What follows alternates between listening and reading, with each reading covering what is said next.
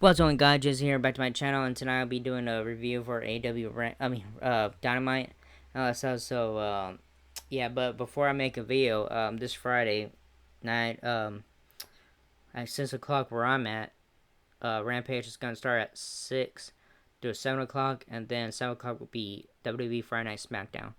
Because the reason why Rampage starts early is because there's a basketball going and stuff for the NBA and all that stuff. So yeah, but um before when I make a video, it's gonna be Rampage first review, and then SmackDown last. So and then this Saturday there's no AW Collision because of the game, all that stuff. So which will be not this coming Saturday, but next Saturday for Collision. So the next weekend I'll do a review on Collision and all that stuff. So this thing I know. So if you don't see no video that night, way after Saturday morning, late night for Collision, it means there's no Collision on Saturday.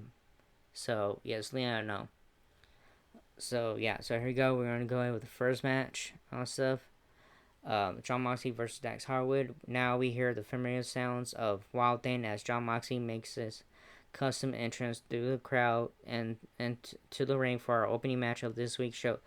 As he settles in the ring, we see highlights from Collision of the BCC and FTR brawl.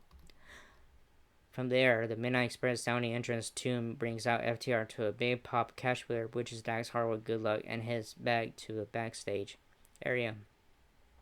Harwood makes his way down and settles inside the square circle. The bell sounds were shown as one. Uh, Dueling, Let's Go Moxie and FTR chant breaks out as the two circle each other and eventually lock up. Harwood, excuse me, Harwood Mox Harwood backs Moggs into a corner. Moggs circles backs out and flips stacks the double birds.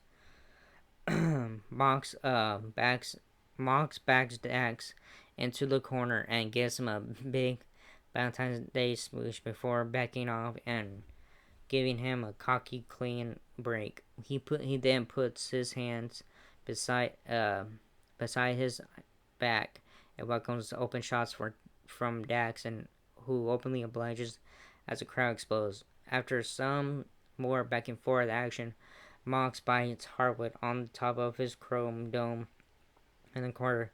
The two trade a million chops, and then Mox looks for the bulldog at choke. Dax avoids it but gets clothesline over the top rope and out to the floor.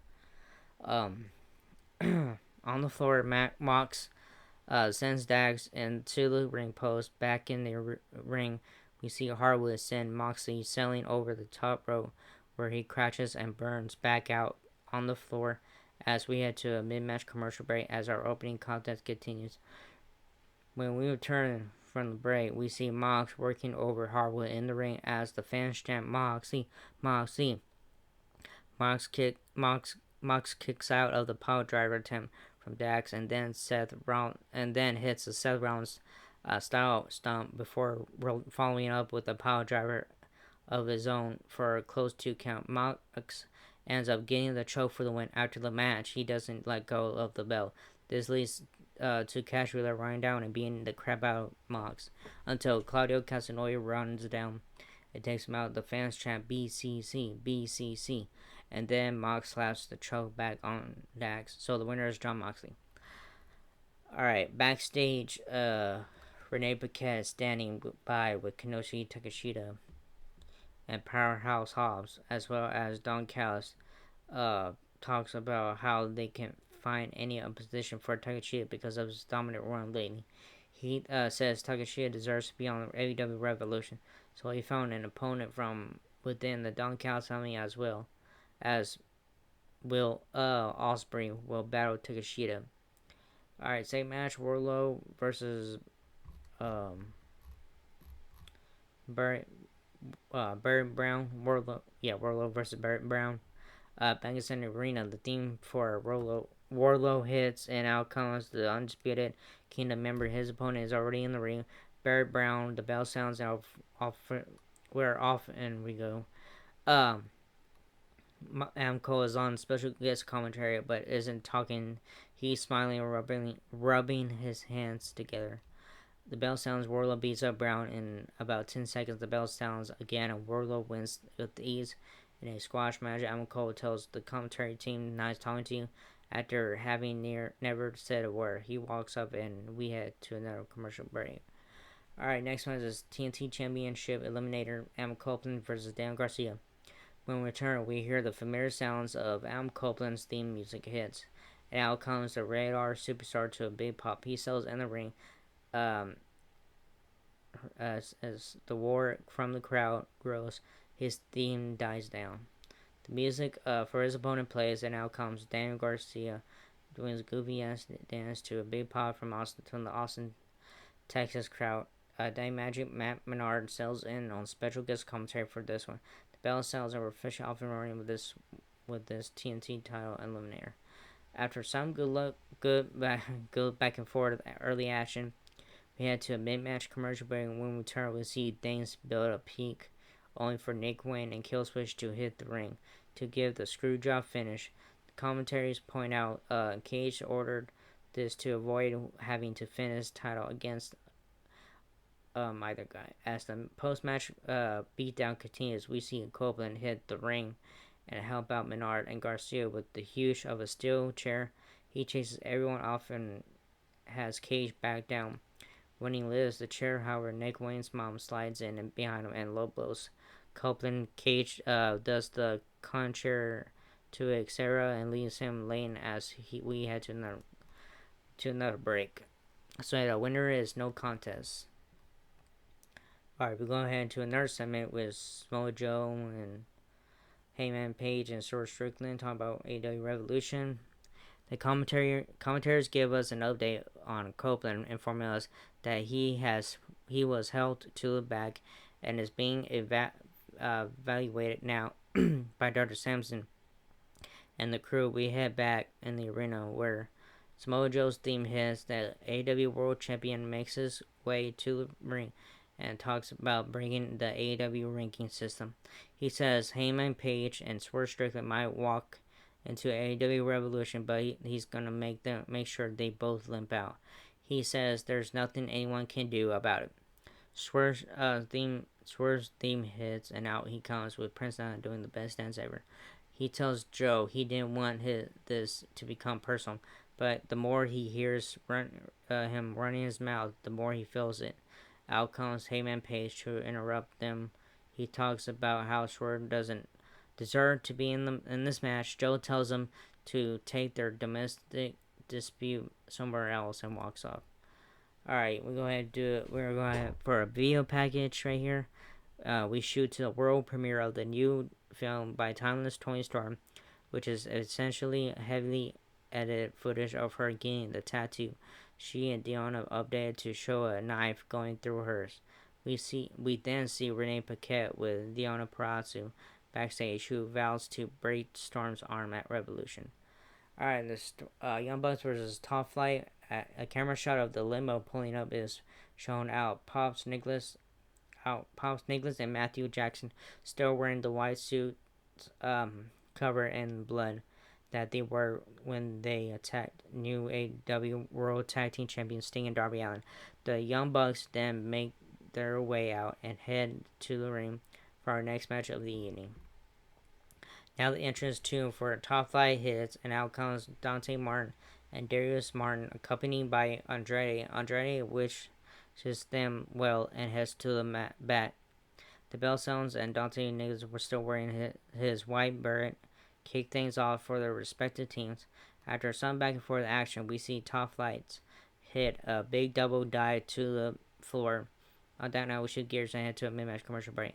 As the action continues, when we return, we see Dante working over Matthew Jackson in the ring. Jackson takes over and shifts the momentum back to the Bucks' favor. They hit the EVP trigger for the win. So the winner are the Young Bucks. When the match ends, Tony Schiavone interviews the Young Bucks in the ring. They take offense to some comments he makes and fine him $1,000. They shove Shivani on his butt, and when they go to help him back up, they stop and tease an EVP trigger until Darby Allin's theme hits. He runs out with the bat and chases them off. He cuts a promo, putting over Cody Rhodes as the only past AEW EVP with any sense, and blasts them for only being loyal to their little California clique. It is then announced he and Sting will defend the titles against the Bucks at Revolution. We head to a commercial break. Alright, as we settle back from the break, we see Renee Paquette backstage with the Bang Bang Scissor Gang. Much like the Judgment Day, they have their own clubhouse area in the back now. They also show out their new merchandise before suggesting a 12-man bout for this week's AEW Rampage, which airs at a special time at 6/7 Central this Friday night on SmackDown. Alright, next match is Will Nightingale versus Sky Blue. Back in the arena, we hear the familiar sounds of Will Nightingale's theme, and out she comes to the ring for our next match of the evening. Sky Blue also makes her way out, and now the bell sounds to get this one started. Stokely Hathaway joins the gang on special guest commentary. Sky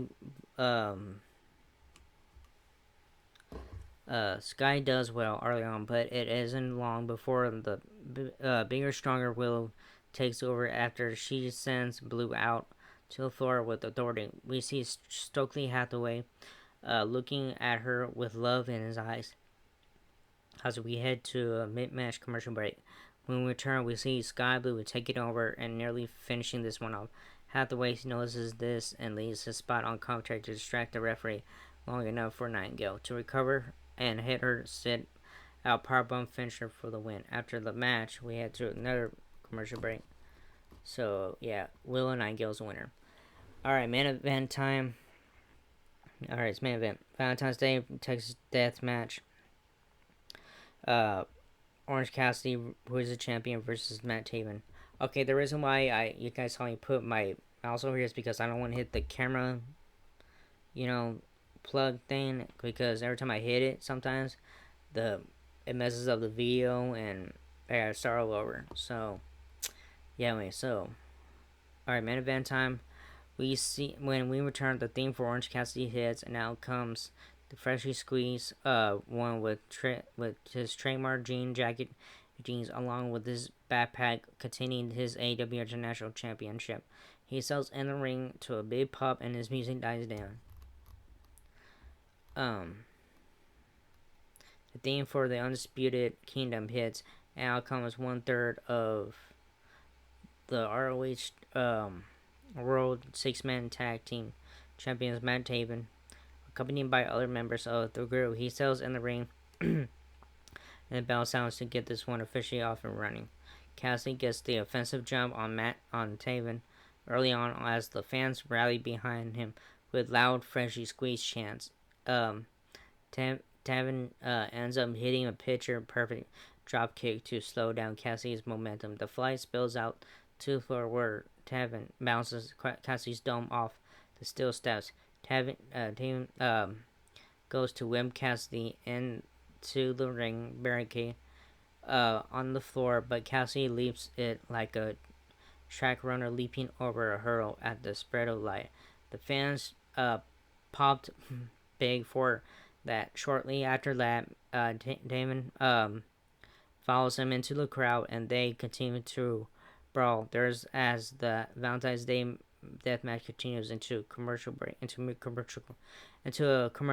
Sorry, as we sail back from the break, we see Taven leap off the stage to put Cassidy through a table with a flying elbow smash. The ref begins her count, but Taven ends picking Cassidy and suplexing him through a table set up long waist. Taven hits a running knee to a seated Cassidy on the stage. Ooh, kind of long one. Cassidy is bleeding profusely now. The action continues and things build to another wall high spot with another table set up long ways leaning on the commentary desk. Taven leans Cassie on it and heads into the ring. He hits the ropes and leaps over the rope with a big dive. Cassie moves and Taven goes through the table violently for a holy shit chant. The freshly squeezed one finds a heart-shaped box with a note on it from Chuck Taylor, a best friend.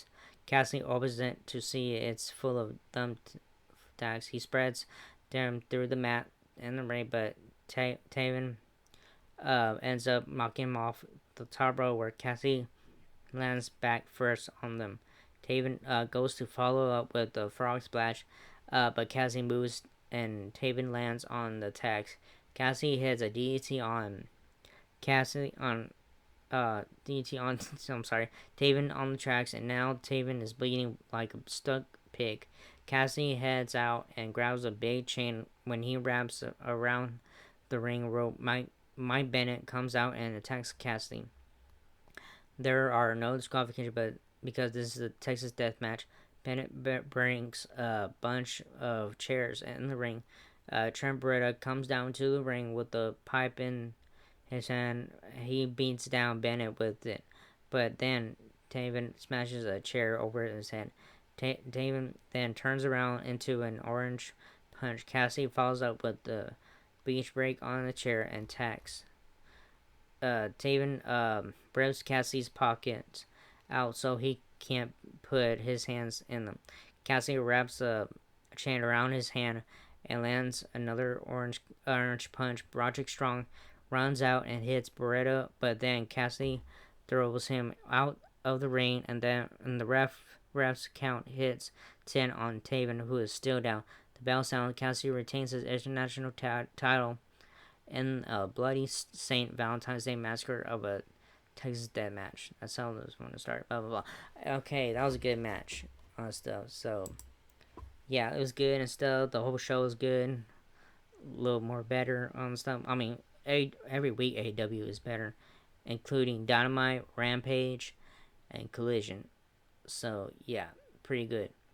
So yeah, that was it for this video, and it was all good and stuff, and yeah, again, sorry, I had to put my mouse over here because I don't want to hit the whatever plug and all that stuff. But anyways, yeah, again, I'll be starting AEW Rampage review first, and then SmackDown, and then skip Saturday because there's no Collision that night on this coming Saturday, which is next Saturday. That of a review. So yeah. Anyways, so yeah, that was it, and hope you enjoyed this video. If not, whatever. So like and subscribe, favorite and stuff, and yeah, I hope you had a great Valentine's Day. I don't like Valentine's Day, so whatever. Anyways, that was it for this video, and hope you see you in the next video. Laters.